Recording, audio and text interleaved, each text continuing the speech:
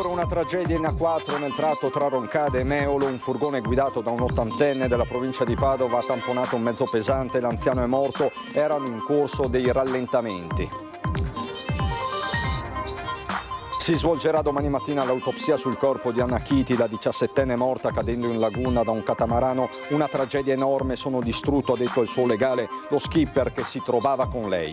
Una comunità in lutto ha salutato per l'ultima volta a Spinea Matteo Marcato, morto a 34 anni in un incidente stradale giovedì scorso a Porte Grandi. Riconoscere le aggravanti della crudeltà e dello stalking, la Procura di Venezia presenta appello contro la sentenza che ha condannato Filippo Turetta all'ergastolo per l'omicidio di Giulia Cecchettin. Cassata in comune la petizione sottoscritta da 1200 residenti perché a Caparsetti si discutesse l'ipotesi di dimissioni di Luigi Brugnaro. Le prime firmatarie non ci stanno, nuova petizione direttamente al sindaco. Per 3 giorni Venezia diventa capitale internazionale dell'economia spaziale, in città rappresentanti di aziende, istituzioni, università e centri di ricerca provenienti da 22 nazioni. Bentrovati, buonasera telespettatrici, telespettatori di Antenna 3. In primo piano per questa edizione veneziana dei nostri telegiornali l'ennesimo incidente mortale sulla 4 tra Meolo e Roncade. A perdere la vita un ottantenne padovano, Emilio Gambona. La cronaca di Daniela Sizia con Tommaso Migotta.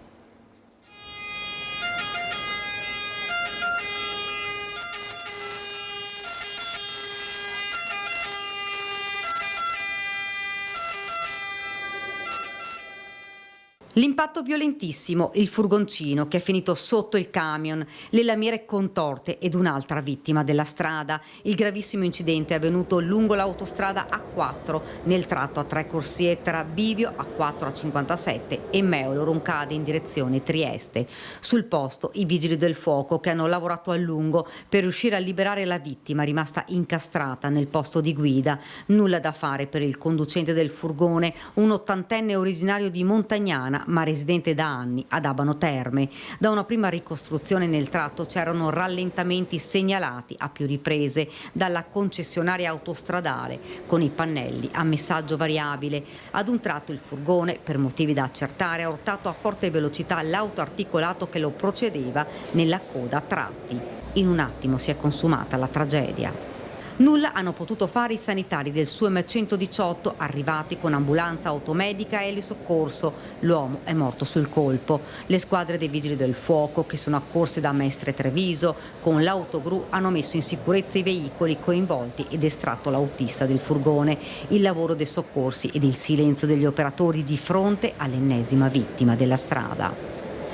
Il tratto non è stato chiuso, ma il traffico è stato fatto deviare su una corsia, inevitabili comunque le lunghe code. Sul posto la polizia stradale ed il personale ausiliario di Autostrade Alto Adriatico.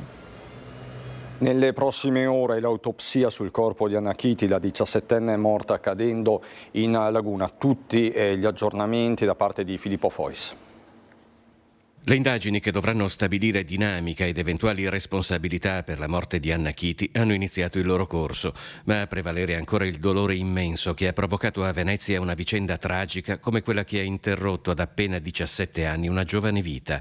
Il dolore immenso dei parenti e degli amici, fino al dolore di quei giovani della rete, degli studenti medi e dell'Unione Universitari che insieme alla CGIL hanno manifestato sul piazzale della stazione Santa Lucia a 48 ore dalla tragedia. Ed è anche il dolore di Andrea Ravagnin, il 35enne armatore e skipper del catamarano su cui Anna ha perso la vita. Si sente veramente costernato per quello che è successo. È una tragedia immane anche per lui ed è assolutamente convinto che questo è il momento del rispetto, del dolore per una famiglia che ha perso una figlia, una giovane ragazza che non c'è più. È veramente una tragedia infinita per tutti.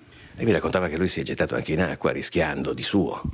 Assolutamente, ha provato per quello che poteva in quel momento a salvarla e sembra che anche altri passeggeri abbiano provato in questo senso senza riuscirci purtroppo. Augusto Palese è l'avvocato che assieme al collega Davide Vianello Viganò assiste Andrea Ravagnin, iscritto nel registro degli indagati per omicidio colposo e violazione del testo unico sulla sicurezza del lavoro. Se la giovane era a bordo come hostess e interprete, la morte sarebbe arrivata mentre tentava di gettare la cima d'ormeggio del catamarano. Gli accertamenti sull'annegamento di Anna sono in corso da parte della Capitaneria di Porto e della magistratura. Un'udienza per il conferimento di incarico per l'accertamento autoptico e molto probabilmente verranno poi disposti degli accertamenti in forma di accertamento tecnico non ripetibile per capire la dinamica del triste fatto. Dopo gli accertamenti della magistratura in relazione alle conclusioni dei consulenti, il pubblico ministero assumerà le proprie determinazioni e quindi deciderà se continuare nell'azione penale oltre ogni ragionevole dubbio o meno. Stabilire cosa sia accaduto quel maledetto pomeriggio non dovrebbe essere difficile se è vero, come si dice, che la tragedia si sia consumata davanti a numerosi testimoni e sia stata persino ripresa da una telecamera di videosorveglianza. A Spinea l'ultimo saluto a Matteo Marcato, il giovane papà morto in un terribile incidente stradale la scorsa settimana a Portegrandi. Una comunità in lutto ha salutato per l'ultima volta Matteo Marcato, stroncato a 34 anni in un tragico incidente stradale sulla Jesolana giovedì scorso, nel tratto tra Portegrandi e Caposile. Un impatto frontale con un camion ha spezzato per sempre la sua giovane vita. Nella chiesa dei Santi Vito e Modesto di Spinea, un silenzio carico di dolore ha avvolto tutti i presenti. Come non pregare per la compagna Cash, che lotta in ospedale, ma che per fortuna, pur avendo tanti passaggi da fare, riuscirà a venirne fuori e a riabbracciare il suo figlioletto. Accanto a lui, nell'auto distrutta, c'erano la compagna Kasia, di origine polacca, e il loro bimbo di appena 7 mesi, Davide Antonio. Un miracolo nella tragedia, entrambi sono sopravvissuti. Kasia, ancora ricoverata, non ha potuto prendere parte ai funerali. Nemmeno la madre di Matteo, rimasta a casa per accudire il piccolo, miracolosamente illeso. Un padre amorevole, un compagno premuroso, un lavoratore stimato. Matteo lascia un vuoto incolmabile, non solo tra i suoi cari, ma anche tra i suoi colleghi, amici e conoscenti. I primi ad accorrere per salutarlo sono stati proprio alcuni compagni di lavoro e la cugina, testimoni del forte legame che li univa. Ti ricorderemo per la tua generosità, il tuo spirito vivace, la tua capacità di rendere ogni giornata un po' più luminosa. La tua presenza mancherà profondamente a tutti noi.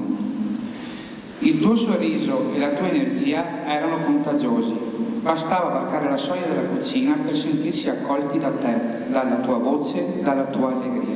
Una famiglia spezzata, così in molti hanno commentato l'immenso dolore che questo tragico incidente ha portato con sé, ma nella speranza di chi resta vive la memoria di un uomo che ha amato profondamente fino all'ultimo respiro. Ti prometto che tutti noi ci prenderemo cura di Antonella e Michele, di Evelina, di Kasia, ma soprattutto del piccolo Davide, che crescerà felice e imparerà a conoscerti attraverso i nostri racconti e le nostre parole, perché non smetteremo mai di parlargli di te. Il caso Cecchettin alle nuove mosse della Procura di Venezia. Per il pubblico ministero non ci sono dubbi, 75 coltellate sono crudeltà perché hanno prolungato l'agonia di Giulia, così come le migliaia di messaggi a tutte le ore del giorno e della notte e i recatti emotivi a cui Filippo Turetta sottoponeva la ragazza sono stalking. Per questo la Procura di Venezia ha presentato appello contro la sentenza di primo grado che lo scorso 3 dicembre aveva condannato Filippo Turetta all'ergastolo per l'omicidio dell'ex fidanzata Giulia Cecchettin, una sentenza che però non aveva riconosciuto le aggravanti della crudeltà e dello stalking.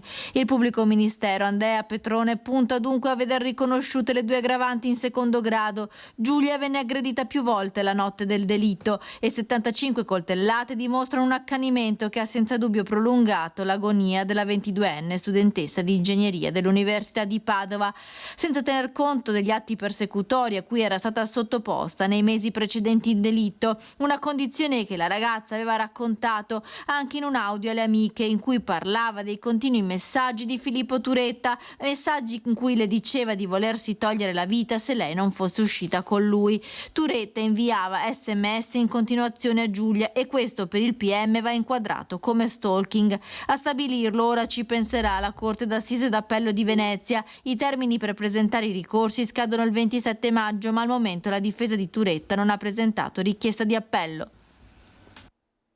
Inchiesta Palude si torna a chiedere le dimissioni del sindaco Brugnaro.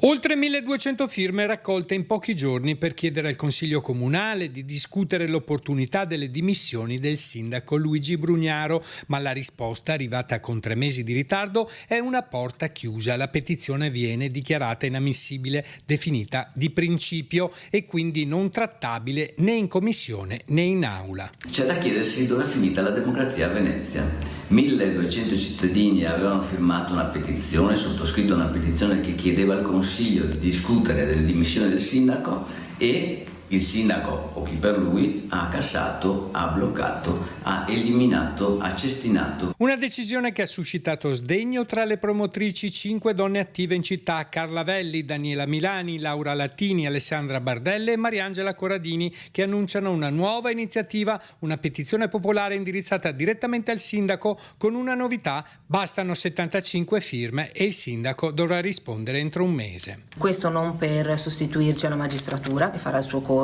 e neanche per mettere in dubbio la presunzione di innocenza, ma perché il conflitto di interessi che è in corso da anni, in realtà in questo momento è esploso e sta veramente mortificando i cittadini. Al centro della protesta è il coinvolgimento del primo cittadino nell'inchiesta La Palude e la richiesta di rinvio a giudizio, una situazione che sta paralizzando l'amministrazione e danneggiando l'immagine della città, denunciano le firmatarie. Lui aveva comprato, come sappiamo, questo terreno dei Pili per 5 milioni.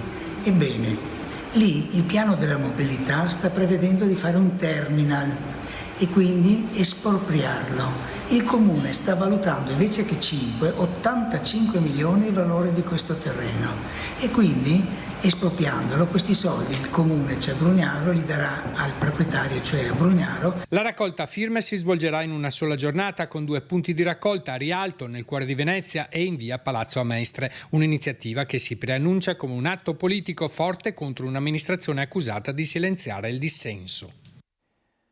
Amministrative a Eraclea si presenta Valentina Doretto. La mia candidatura non è per ambizione, ma per responsabilità che ho maturato in questi 15 anni di impegno politico all'interno del mio territorio, che mi ha vista candidarmi per la prima volta nel 2011 e poi nel 2016 come assessore ai servizi sociali, sanità, pari opportunità e protezione civile. 46 anni, cresciuta ad Eraclea, nella frazione di Ponte Crepaldo, Valentina Doretto è candidata alla carica di primo cittadino del suo comune con la lista civica Un'altra Eraclea, Valentina Doretto sindaco. La sua candidatura è una scelta maturata anche alla luce dell'esperienza amministrativa sviluppata in questi anni. Ho avuto modo di vedere quanto possa fare una politica che ascolta, che presta cura ed attenzione. Laureata in giurisprudenza e abilitata all'esercizio della pratica legale, Valentina Doretto ha una cattedra di docenza presso l'Istituto Comprensivo di Amicis di Eraclea. La sua candidatura a sindaco è sostenuta dalla lista Un'altra Eraclea. 3 anni fa, con uomini e donne di Eraclea, è nato il progetto della nostra associazione che porta lo stesso nome di questa lista, appunto Un'altra Eraclea. Crede in una politica che sia partecipazione attiva, visione lungimirante, cura e attenzione dei bisogni dell'altro, proiettata non tanto al prima ma quanto al dopo. Ritorniamo in Laguna per 3 giorni. Venezia diventa capitale mondiale dell'economia spaziale. Oltre 360 espositori provenienti da 22 paesi, attesi più di 3.000 professionisti del settore e una forte partecipazione di buyer internazionali, in particolare dagli Stati Uniti. Con questi numeri prende il via a Venezia dal 20 al 22 maggio la terza edizione di Space Meetings Veneto, l'evento internazionale dedicato all'economia dello spazio e all'innovazione tecnologica. Stiamo parlando di un comparto che fattura 2 miliardi e 300 milioni di euro, è un comparto importante e oggi le imprese che gravitano su questo comparto sono 88 in Veneto e qui oggi direttamente allo Space Meeting Veneto, terza edizione, ce ne sono 360. Per 3 giorni il capoluogo veneto diventerà crocevia strategico per aziende, istituzioni, università e centri di ricerca impegnati nello sviluppo di applicazioni satellitari, nuove tecnologie e investimenti nel settore aerospaziale. In programma oltre 50 incontri tra conferenze, tavole rotonde e sessioni di networking. È un comparto sicuramente in crescita.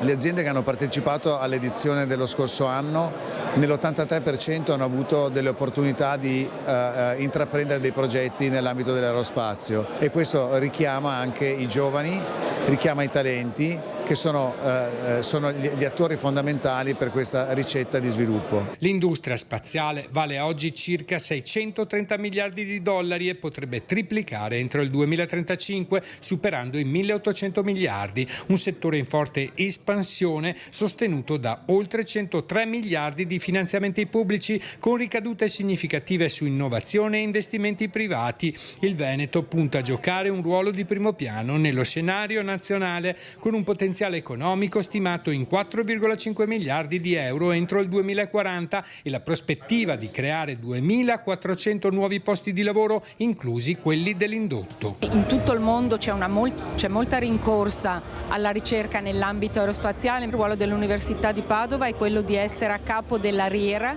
dell'aerospaziale, che raccoglie le industrie venete, oltre che anche le altre università e centri di ricerca veneti. I bandi sono molti, i nostri ricercatori devo dire che sono molto bravi sia nell'applicare che poi vincere questi bandi competitivi.